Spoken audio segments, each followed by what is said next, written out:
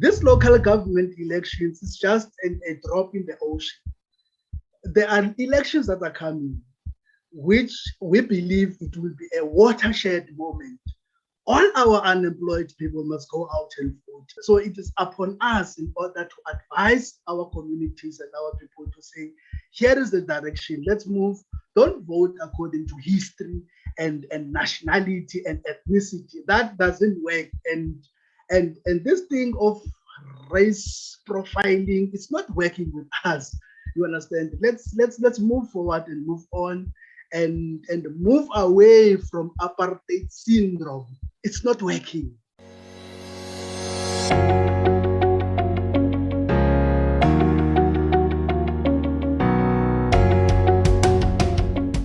Hello, my name is Donald, and welcome to the #1 media company, WorldView.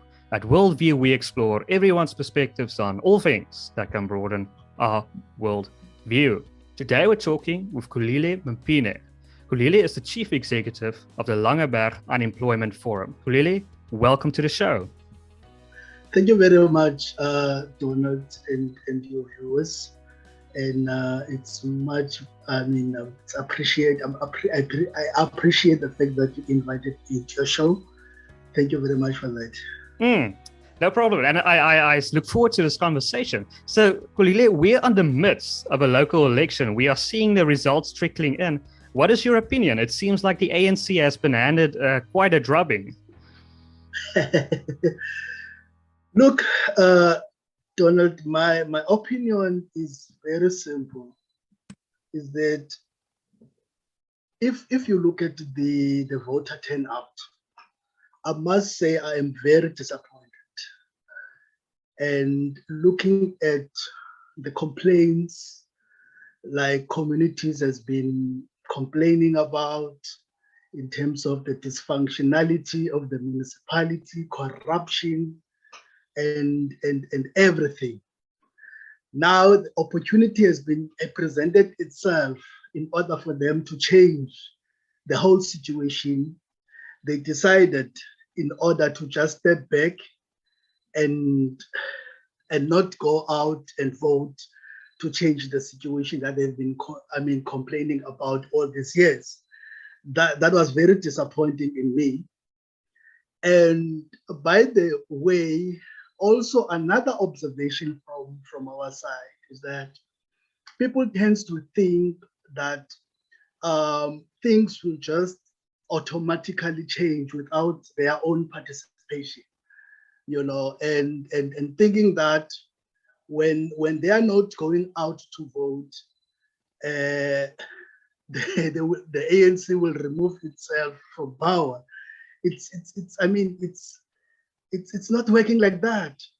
And by not going out to vote, it means that you are happy with the status quo, and you, everything is fine with you. There is service delivery, electricity is doing. It's fine. There is no load shedding. Everything is fine. That is the meaning for not going out to vote. So simply to say that it's very disappointing, I must say, and I must register that point. Thanks, Donald. Yeah. To add to that, the head of the ANC elections campaign, Mbalula, has said that these people that did not vote for us, they love us. They just want to send a warning signal. So that adds to your point that if these people had voted for another party, that would have sent them a much clearer signal. You have to change. You have to change things because these voters are not coming back. Yeah, I must agree with him.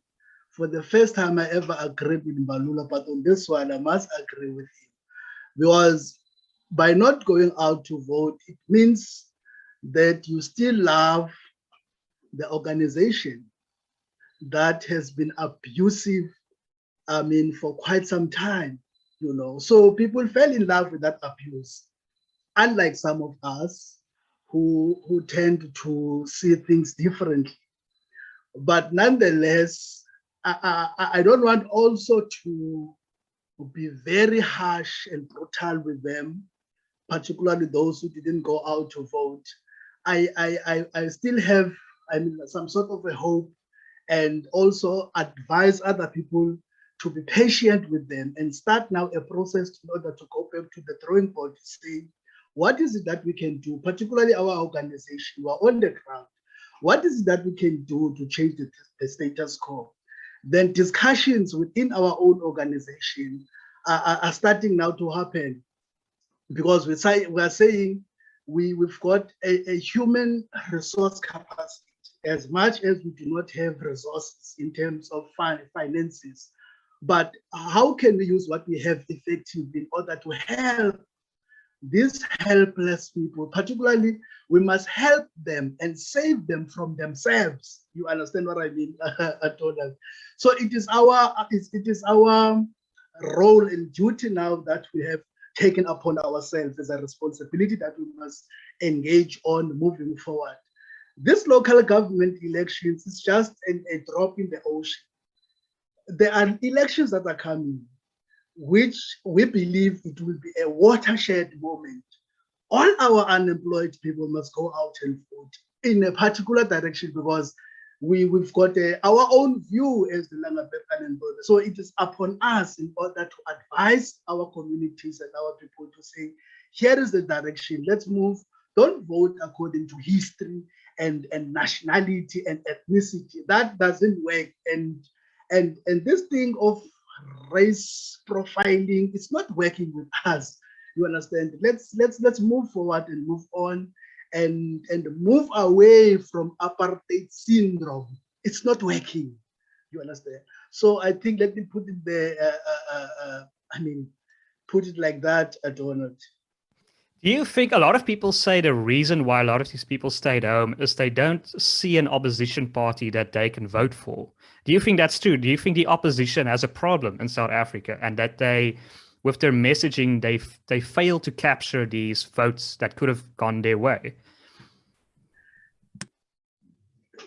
That is, I just want to approach that question differently, Donald, by saying sometimes people are fed up with politicians, and they tend now to just step back and give the politicians the leeway. You understand what I mean? And that is a very wrong approach. You know, politicians have been promising people. If you remember very well, there was a promise, particularly by the president, the former president, it was former President Zuma, who promised about 5 million jobs that will be created. And that promise never materialized. And another president came in, Ramaphosa, promised 275,000 within a space of 3 months, and that promise never materialized. And you must remember, those people you are promising are unemployed, and those people are depressed, they are hopeless, they are hungry. Immediately when you promise them something, they will look forward to that. And when those promises are not materializing, that's when they start to tend to say, no, but these people are not serious about us. Let's just move back, let them do whatever they please.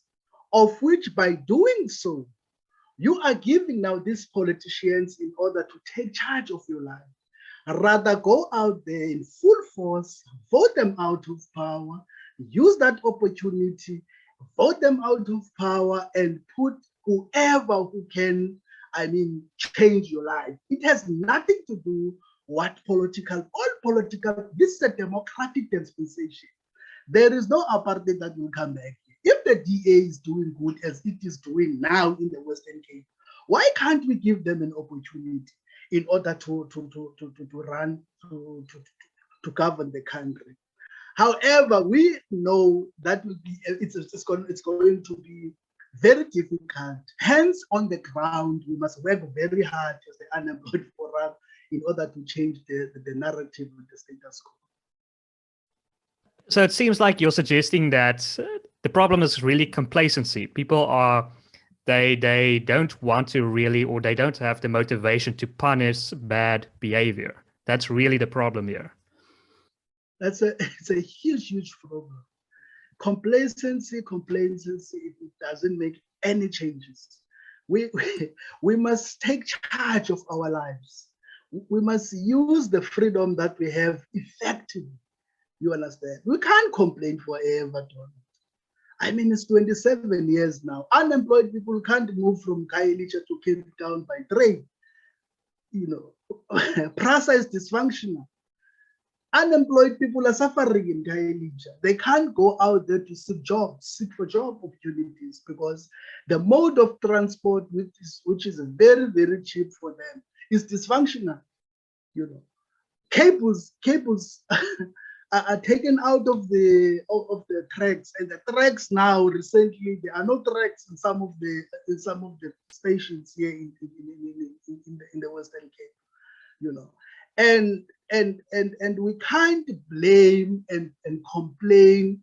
Rather, let's use the only weapon that we have, which is our vote. Donald, that's what I believe in. Well, it seems like Ramaphosa has now 2 years to change the course of the ship, because otherwise it seems like the ANC is heading towards below 50% in the next national election. Do you think that's going to happen? What is your opinion of a man like Ramaphosa? Look, it's like waiting for a PRASA train at the airport if people think that Ramaphosa will effect any changes. You can't divorce Ramaphosa from his organization.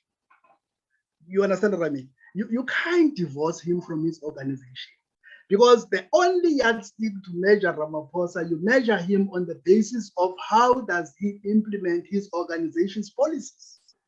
You understand? So there is no ANC with and on others' hand it's a Ramaphosa. No, Ramaphosa is ANC and ANC is Ramaphosa. So you can't divorce Ramaphosa. So what I'm trying to say to you now, Donald, is that there is nothing that Ramaphosa can do within that Takarish organization, if I put it like that, because there are many of them in that organization that are corrupt. You understand? And no one wants to be associated with such an organization. We understand the history of the African, the forebearers of the African National Congress were very genuine people who believed in non-racialism and a better life for all, of which the current generation is not there anymore. It's about themselves and their families. So whoever believes that Ramaphosa can change, I'm still repeating myself by saying that person is waiting for PRASA train that is dysfunctional at the airport, of which that train will never arrive at the airport. Yeah, I don't agree with a lot that Musi Maimane says, but I agree with him when he said we have an ANC problem, not a Zuma problem. That's really what we have. And yeah, so why do you think Ramaphosa is so popular? Why does he keep remaining so popular with South Africans? But how do you measure Ramaphosa's popularity? Well, polling. Where is that coming from? Well, polling says that he has about 60% approval rating. Oh, maybe he's popular in his own organization, perhaps in his own faction within his own organization.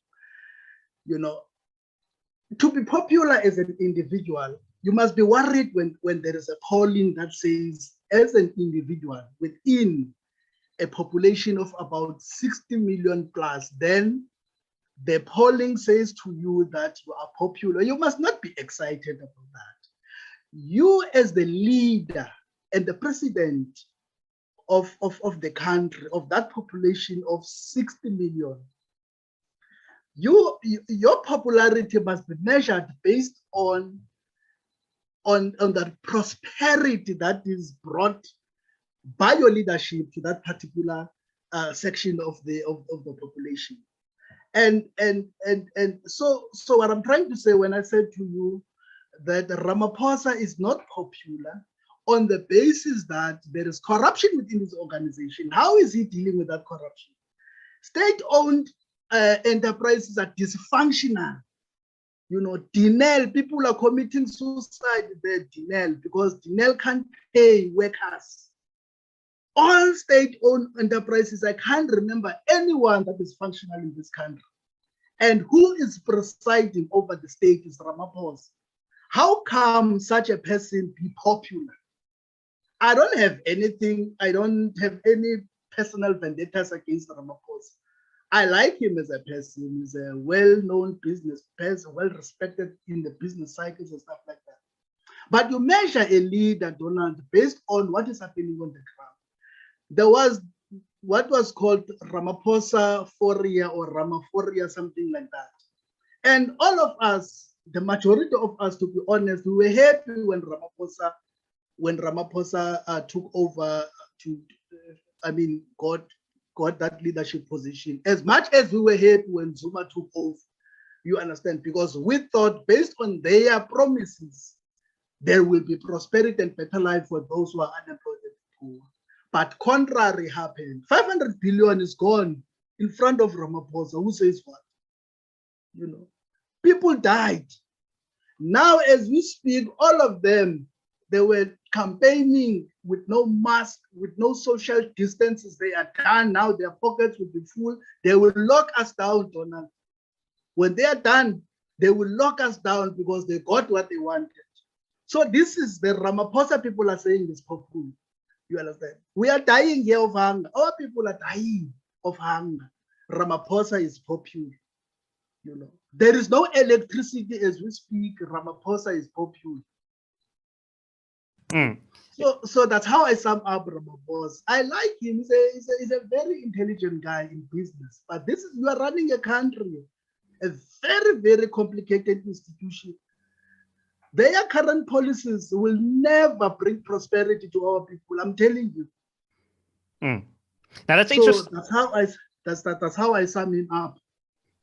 That's interesting. Perhaps there's some sort of disparity between the provinces, because in a lot of the polling, he still is quite popular. I mean, especially if he walks about in many of these townships. I mean, he is mobbed by people who chant Ramaphosa, Ramaphosa. So I don't know. Perhaps there's some sort of disparity between the provinces. Yeah, look, let me tell you about our people. These people who your Ramaphosas are being seen on TVs. So when you see, I'm trying now to give you some sort of the thinking, what is happening in our psychology as a people, particularly in black townships and rural areas. When they see these black SUVs approaching the shacks and stuff like that, they become very excited. You understand what I mean? Here is this Ramaphosa president whom we saw him on TV. And he is now close to us. There is that excitement, you know. But some of us who does not get excited of seeing SUVs in a convoy, the entourage of a president approaching shacks, you know, and you see the majority of our people in those shacks are clapping hands when they see the entourage of a president. You're supposed to be worried, you know. Why am I excited, I mean, to see an entourage of SUVs in the shacks, you know? And that what kind of a leader will visit his own people that he claims he is leading in shacks with SUVs? What example are you showing to those people to say, here we are, because of your votes, we are enjoying your votes, we just come here to say hello, you know, and get back to their comfortable life. So hence we are saying, here as the Langeberg Unemployed Forum, Donald, we have a role to play here to educate these poor people and save themselves from themselves, because there is a problem that we have identified. So we need to do something, because we are on the ground on daily basis. Langeberg Unemployed Forum wanted to expand, you understand that, to educate these people to see things differently. You understand? And we've got the capacity, we can do that. But you know, some of the things need some sort of resources, you know. Oh, yeah, that's a fascinating perspective. I mean, so you're sort of saying people are chanting and heading towards the fences merely because it's a spectacle. It's not necessarily because they are in love with Ramaphosa. It's sort of just the event. But a person like Xolile Mpini, who has been on our channel a few times, I know you've said that, or you said earlier in this interview, that the race card doesn't really work anymore. But Xolile Mpini says it's still working. He says a lot of black people, they are terrified of apartheid. That is why the ANC goes about and says the DA is the party of apartheid. They want to bring it back. So do you think that's still something that works? I tend to agree fully with Xolile on the basis that the current ruling elite, they've lost the plot. Now the only weapon that they can use is to play a race card and apartheid, that, and bring that apartheid thing in the minds of our people, and that is fear mongering orchestrated by the ruling elite.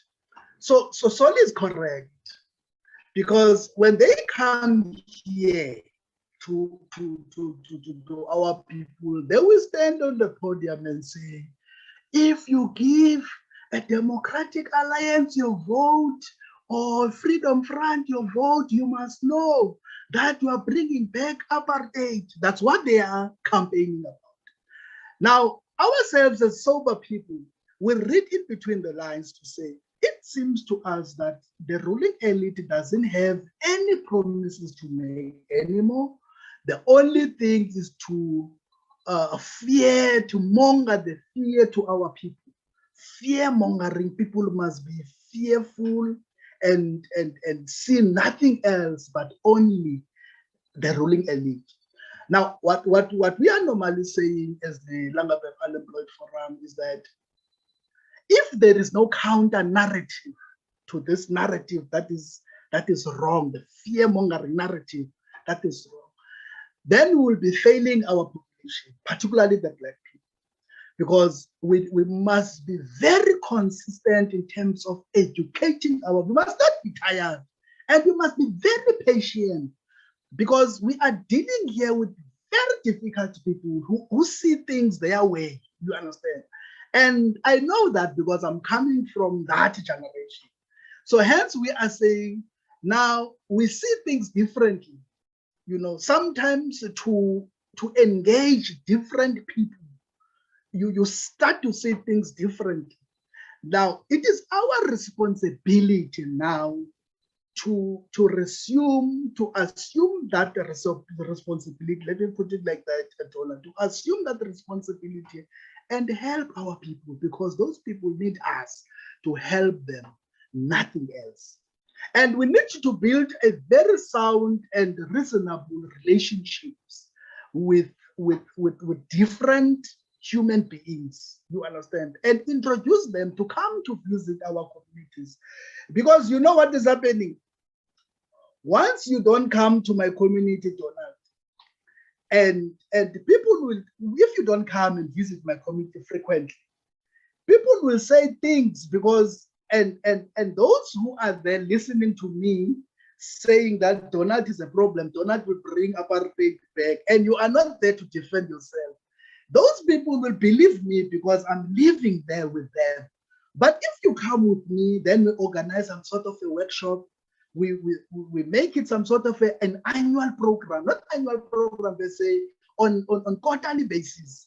You interact with the black people as a white person, as you are, Donald, on workshops, try so that the people, they can hear your side of the story. How do you view this thing of apartheid coming back if white people are in charge?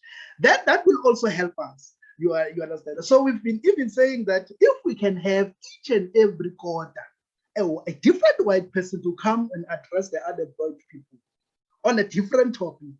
And we have that brutal, I would say, engagement. And you must defend yourself. You understand? So that when people get out of that venue, they quite know that, no, this is nonsense, because at least Donald explained to us what is meant by democracy and what is meant by when we are saying that people would demand freedom, and what is meant by the will of the people. Those discussions are not there. The ruling elite will never bring those discussions, because such discussion empowers communities.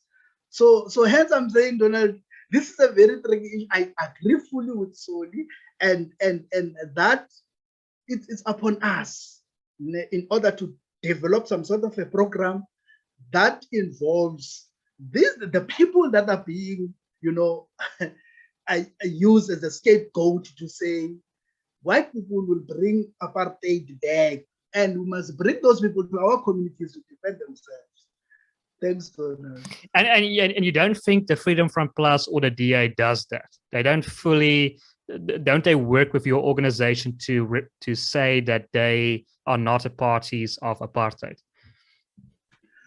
Look, to be honest, in our Langeberg municipality, we tried to engage the Democratic Alliance, because Democratic Alliance then they governed that municipality. But we were not that brutal, because the people that were in charge of that municipality in the level of the political bearers, office bearers, they were not so keen in understanding the struggles that we are facing as the unemployed. It was very difficult to converse with them. Instead, they will engage you on some sort of gossips and stuff like that. Then we said, hey, let's step back, because it's useless in terms of engaging with councillors. Let's rather engage with the administration. But what is very exciting is that administration itself, when you engage, because our organization is a solution-driven organization. Now, when you engage them on issues that can resolve certain issues within the sector of the unemployed, then they see you some sort of a threat. You understand? So we are caught in between the hard place and the rock, and you can't suck blood out of the rock.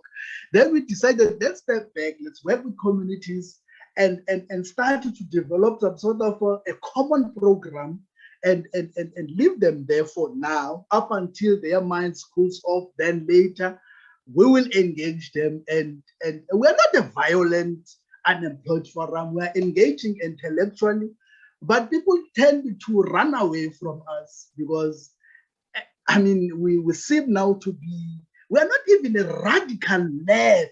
We're not in that radical politics. It's a matter of conversation that we see things differently. Here are the solutions. Where can you fit in this solution that we're putting forward?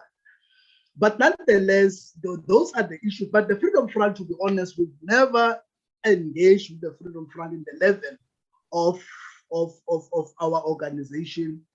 But since now we see there are different dynamics now are taking place, and I am sure we will engage, and we see now there are very positive dynamics that are taking place around the country, particularly based on these local government elections.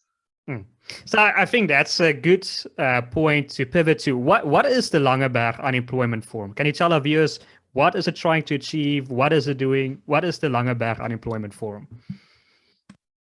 Donald, Langeberg Unemployed Forum, it's a forum that deals with only a single issue of demanding that, or advocating for the labor law reforms, because in our own understanding, the way we view these labor laws are not meant for, were not crafted for the benefit of the unemployed, you know, because our own understanding is that these laws are there to regulate the relationship between the employees and the employees through their unions and the employers through their employer association and stuff like that. And you have now in between the government that is facilitating through your CCMAs and other things. So when these laws were crafted, Donald, maybe in the minds of those crafters, they were anticipating, or they anticipated that there will never be unemployment in South Africa, which we believe that their anticipation now is proven to be wrong if that was the case. Because you will find that these labor laws are now shutting the employment opportunities in the faces of the unemployed, permanently so, because on quarterly basis, the unemployment statistics are rising, are very high on quarterly basis. The politicians will always promise jobs, of which is not the duty of the government. So our organization, we are very strong on that to say, look, these labor laws and this national minimum wage, by the way, these things are not beneficial to the unemployed. And we will never win the debate to say scrap them off, because there is this radical, powerful voice of the unions under COSATU. You understand? COSATU itself is the tripartite alliance of the African National Congress.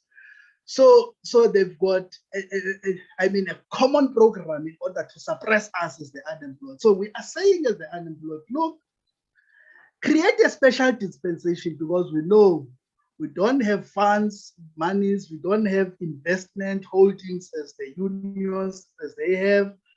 We are just these souls, poor souls, the unemployed people who are demanding for their own dignity, to say, allow us to negotiate our own basic conditions of employment and wage with the potential employers. Donald, government is giving unemployed 350 rand for doing nothing, sitting at home, doing nothing, taxpayers and stuff like that. Obviously, we can't, as the unemployed, say we reject that 50,000. Then we will be unpopular from our own constituency. The people will reject us if we are saying that 350 rand, you must not take that 350 rand. They are doing nothing for that 350 rand. Now, we are saying to government, if you can give unemployed people 350 rand for doing nothing, why can't you allow us to negotiate our own basic conditions of employment and wage that can be above that, that can triple that 350 rand per month? The government says no, that you are advocating for a wage slavery. Then we said, okay, it's fine, we're advocating for slave wages or whatever. Now, if you believe in a grant system and you think that the grant system is a solution to unemployed challenges that we're facing to this country, let us tell you now, you are missing the point. And we know directly that you are deliberately putting the unemployed there, deliberately, because we are creating a voting bloc. If you read now the analysis given by the analysts analyzing the elections now, the same voting bloc that they were wishing for never voted. Unemployed people did not vote Donald in their majority. You understand what I mean? So I know there are even discussions about the basic income grant, and we never made any submission. We've made submission in 2016 in terms of the national minimum wage, where we said the national minimum wage must not be implemented they ignored us. And we said to ourselves, we'll not waste ink and monies that we don't have and make a submission with regard to the basic income grant. And you must go back and check who are advocating for the basic income grant. Are those people who are advocating for that, some of them, they were workers of COSATU. You understand? So they want to trap us in that poverty. They want to trap unemployed people to remain the bloc, the voting bloc, of which we refuse. We flatly refuse that, Donald. That is what we are advocating. We met with the Deputy President's office in 2019. We made a very comprehensive submission to him to say, here is our submission, exempt us from the labor laws. The guys never came back to us, Donald. We tried to communicate with them. We sent emails. We must go to the internet cafe and send emails, phone them. Unemployed people phone them. When unemployed, we're not getting any cent. We do these things out of our pockets. If we are sent a loaf to go and buy a loaf of bread with 20 rand, you take 5 rand and buy airtime to phone the Deputy President's office. 2019, they never came back to us. These people, they are brutal, these people. Then we said to ourselves, let's test this democracy. We went to the South African Human Rights Commission. We complained there. We lodged our complaint there in that office. Donald, that was the same year, 2019, in March, on the 26th of March. We said to them, the laws that are made in Parliament are not favorable to us, of which those laws are taking our right to dignity away. Now, it is our responsibility to defend our rights to dignity.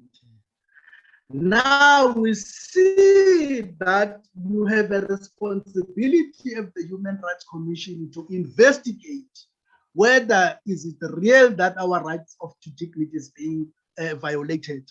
You know what was their response? They referred us back to Parliament, to go to Parliament and report to Parliament that your right has been infringed by Parliament. What kind of an institution is that? The only thing that this institution is good at is to chase away people that speaks about racism. If there is some sort of they will drive with about 7, 8, or 14 cars in order to go and investigate an incident about racism. Fundamental issues that can bring change to the lives of the unemployed, it's a non-starter to them. This is the frustration that we are facing as the, but still we are not violent. The only language that this government understands, Donald, is violence. And we will not, Donald, we've got the capacity in order to mobilize our people.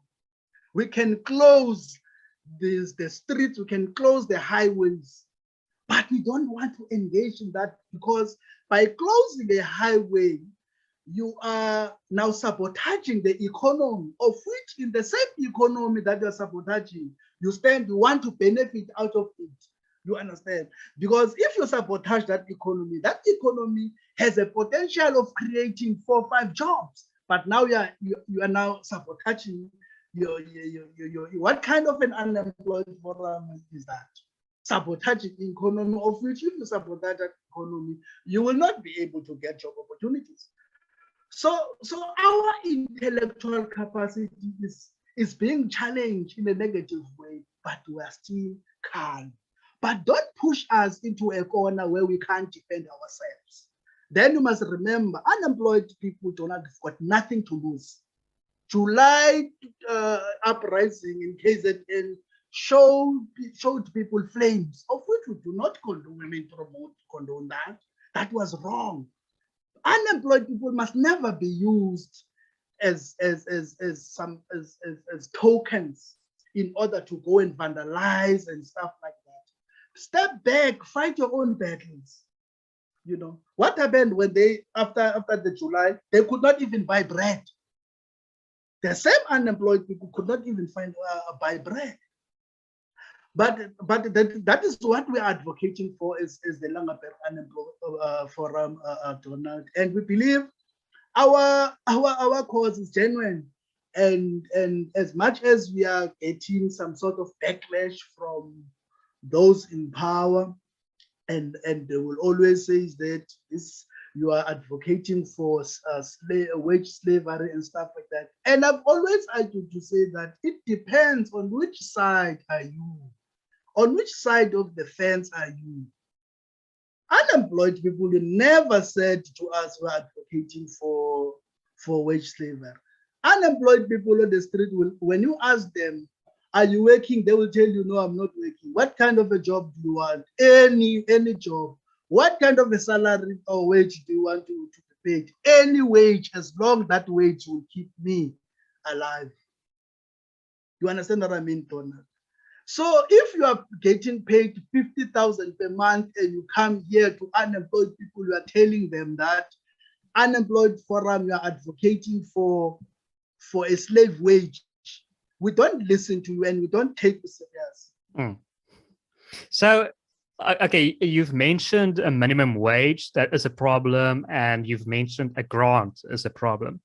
Are there any other examples of, for example, labor laws that are problems in South Africa? Look, our main focus,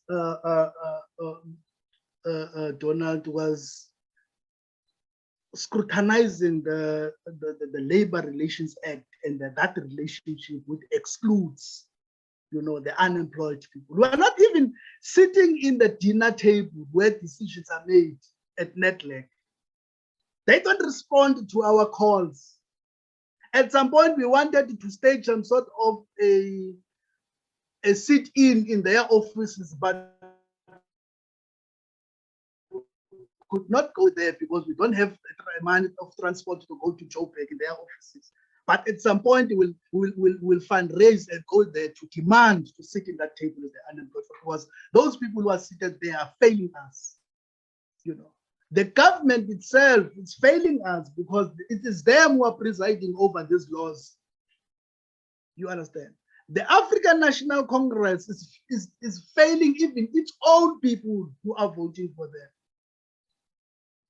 So our criticism is based on the labor laws, which are hence we are calling for them, guys, exclude us from this nonsense because we're not benefiting. People are dying of hunger. Let me cite just one example.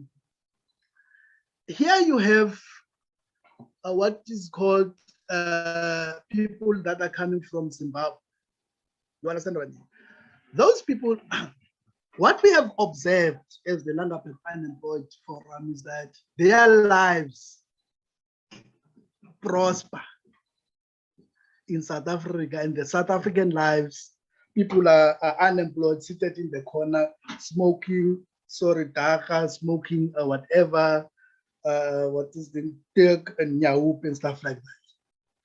As Zimbabwean will come in your township with nothing, you observe that Zimbabwean.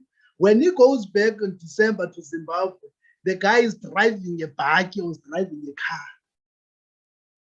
They are working on farms. They are working on some of the establishment, the PNP establishment and stuff like that. And people tried to engage brutally with them. And we said, no, you must step back. Don't blame these people. You must blame your own government. You understand? Because what we are advocating for is exactly potential employees, and they get paid, and they get prosper. They prosper in front of our eyes. People are selling tomatoes. Where do they get those tomatoes? Zimbabweans never came here in South Africa with tomatoes. Where do they get those tomatoes? So let's rather learn from the best than to chase them away. We even had a meeting with the tourism office to say, look, gradually, because we see there is this prosperity taking place from the Zimbabweans, and it will be seen that those potential employers are wedge drivers between South Africans and Zimbabweans. So we try now to mitigate that, to say, gradually, take our people. When the inspectors from what you call the Department of Labor come, we will deal with them as they come, and we'll explain to them that we're hungry. Let them allow us in order to negotiate the basic conditions of employment and wage with the potential employers. That's what we believe in. We're in crisis, Donald. I'm sorry to say that. Yeah, that's very interesting that you say that we have to speak to each other, especially if a foreigner like a Zimbabwean comes. If he's doing well, you need to see how he's doing well. Speak to him, right? Learn his tricks. But I've seen on your website you speak about the job seekers exemption certificate. What is that, and what are some solutions to these labor law regulations? Yeah, look.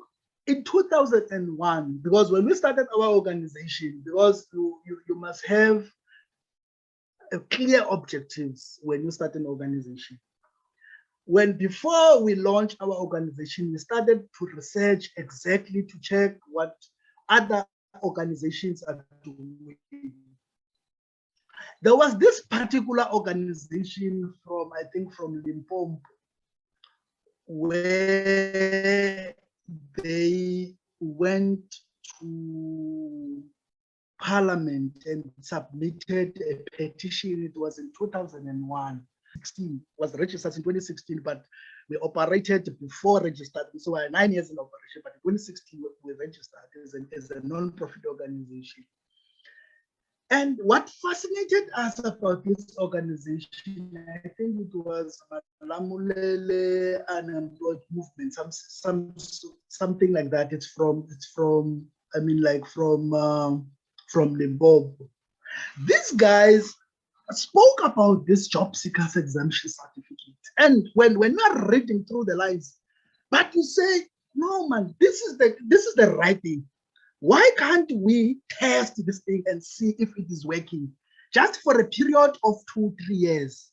And if it's not working, let's just abandon it. What is nice about the job seekers exemption certificate is to say, let's assume that the government exempt the unemployed from the labor laws. Now, the job seekers exemption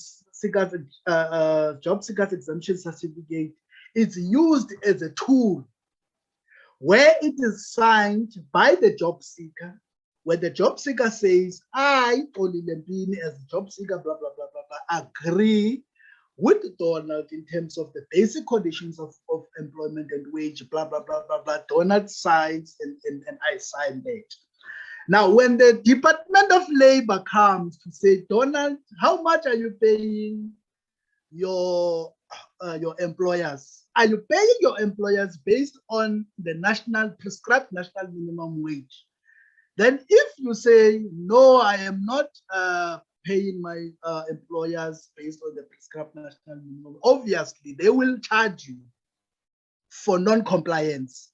Now, if you have that certificate as the employer to say, look, myself and Xolile, we have agreed on this basic conditions of employment and wage outside the ambit of the national minimum wage. So it's an agreement between me and you.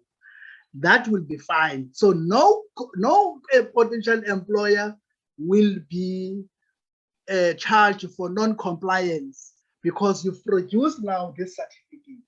And what is good in this relationship is that if in between, when the game is on, then now you as the employer wants to change your rules, and I as the employee do not agree with your rules, within 24 hours I can just resign there, take my certificate, move on and seek another job. That is a freedom that we're advocating for, Donald.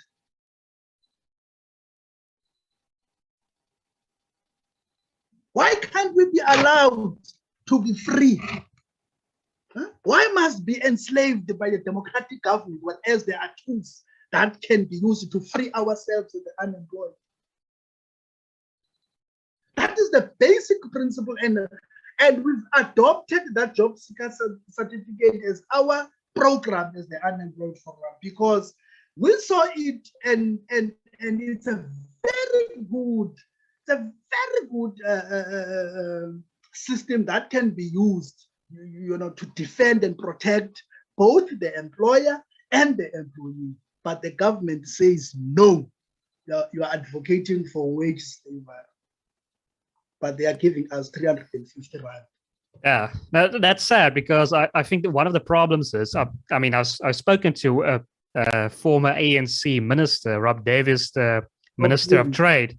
I think the problem is ideology. They fail to recognize that things are not black and white. Like, some things are better than other things, and it's never. So they see, okay, that's a slave wage, but I mean, the alternative is still better. Even if you get paid 1,000 rand, it's better than getting, for example, a 350 rand grant. But they fail to see that, because they're very absolutist. But I mean, yeah. So I know Phil Craig has recommended you to me, and I know that the Langeberg Unemployment Forum now supports Cape Independence. Why did you come to this decision? Why do you support Cape Independence?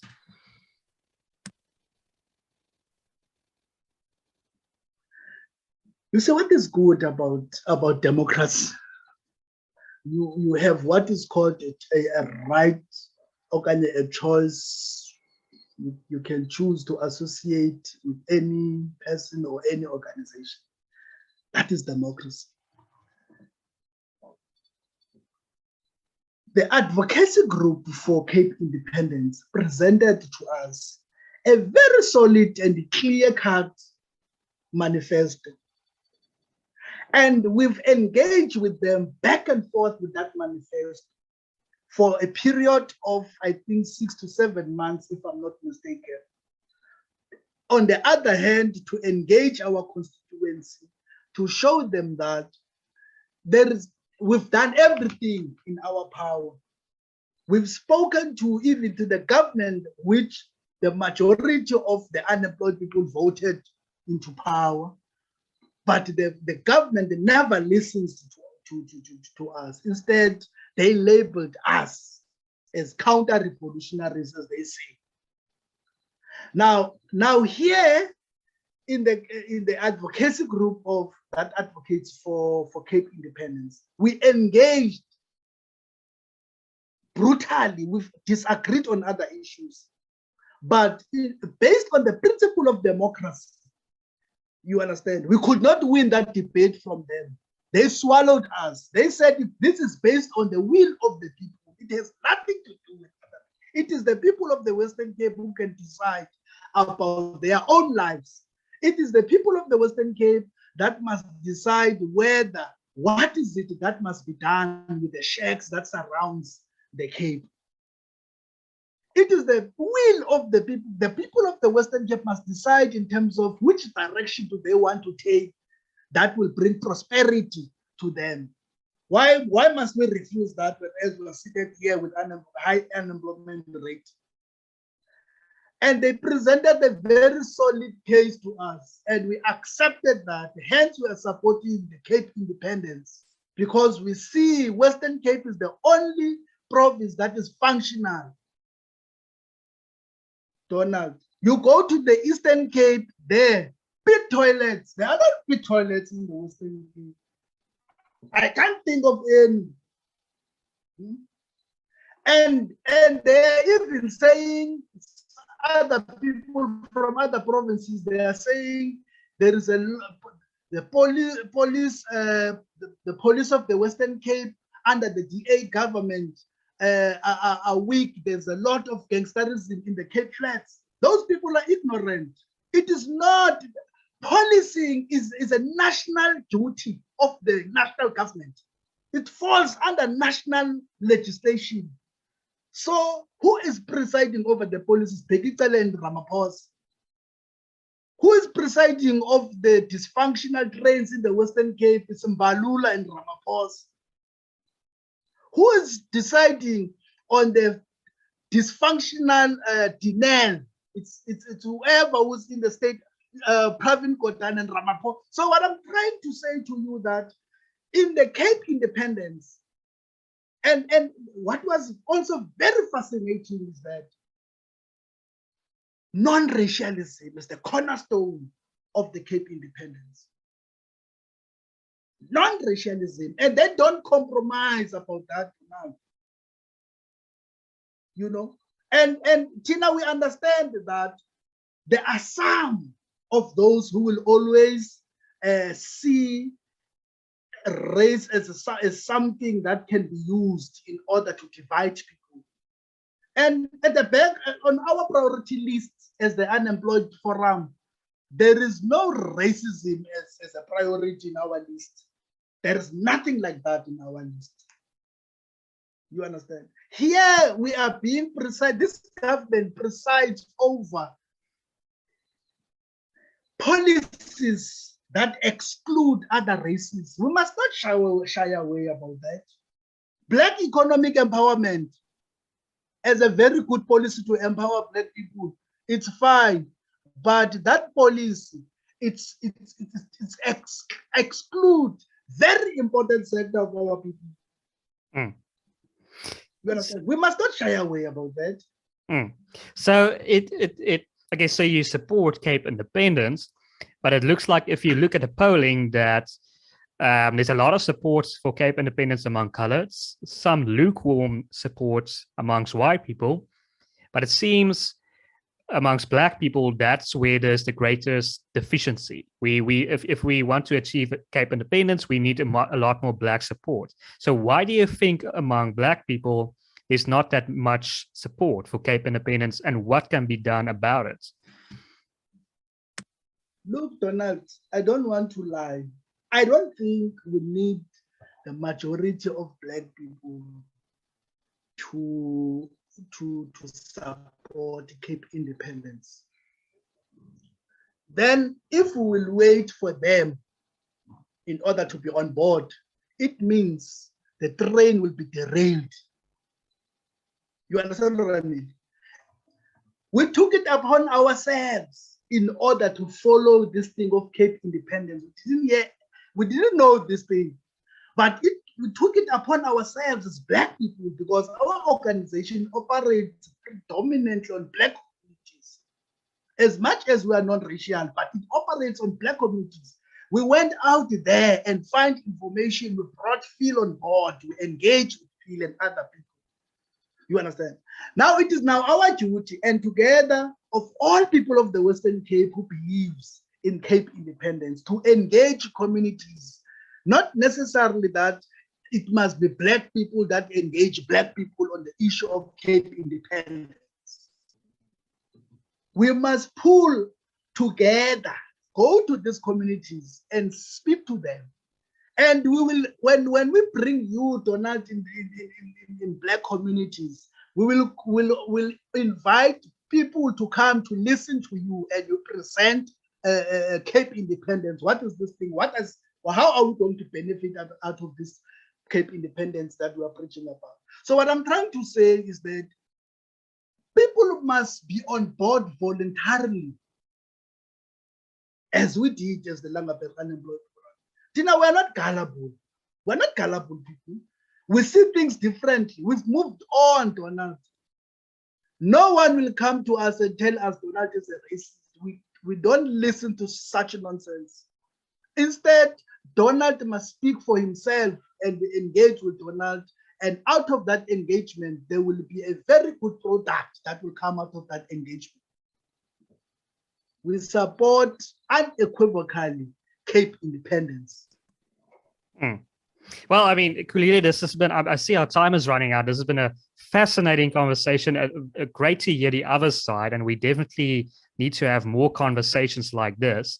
But I want to give you one last opportunity to add, plug, or say anything that you want to. Donald, people with means must help our organization. Unemployed Forum such as ours, who's open-minded, who see things differently, must be assisted so that we can be able to achieve our project. because unemployed people are like they're in the reserves. They are waiting to be manipulated by those with nefarious, agendas. They know there are people who are unemployed seated in a corner there, which we can use in order to advance our own interest. You understand? So if our organizations properly helped, we will be able to assist these people not to be used, because we need to engage continuously with unemployed people. There must be no vacuum left open so that these politicians can come and manipulate unemployed people. You understand? That is very important, of which that component is so critical in such a way that other people are so shocked when we present our case to them. What kind of an unemployment are you? Unemployed Forum are you? Because when we hear the name Unemployed Forum, then we know there is havoc, there is violence that is going to be spoken in that particular meeting. Another very lady, a very nice lady who was presiding over tourism in our area. It took her about 2 to 3 months in order to speak to us, because he was like afraid to speak to us. But when we met and explained to her our advocacy work, the lady was so impressed, and he was like, Xolile, to be honest with you guys, I was very, very reluctant to meet with you, because when it comes to the name unemployed, we know we are dealing with very aggressive people. So what I'm trying to say to you, Donald, is that we need help. People must help us, because we must be, as the unemployed, the first line of defense, because our role is to protect the businesses, because those businesses are there in order to employ us. If they are destroyed, where are we going to work? So helping unemployed people financially and otherwise, it's going to assist even a functioning democracy. Because when these people comes, we'll chase them away to say, no, you don't have a place here. You must go to other unemployed people, because we are sober. You will not come and play with us here.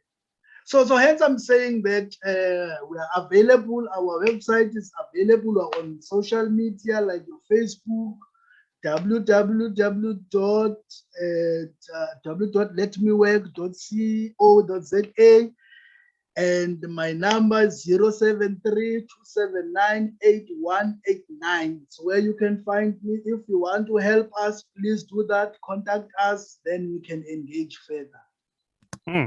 Well, I mean, we will definitely put all those details in the description down below for this video. And yeah, I think that's a great initiative, and I hope all our viewers try to help you in any way that they can. But thank you so much for your time, Xolile. This has been a great discussion. To our viewers, if you've made it this far, you most certainly enjoy this content. So please consider liking this video, sharing it as widely as possible, and subscribing to our channel. My name is Donald, and you've been watching WorldView. Thank you very much, Donald.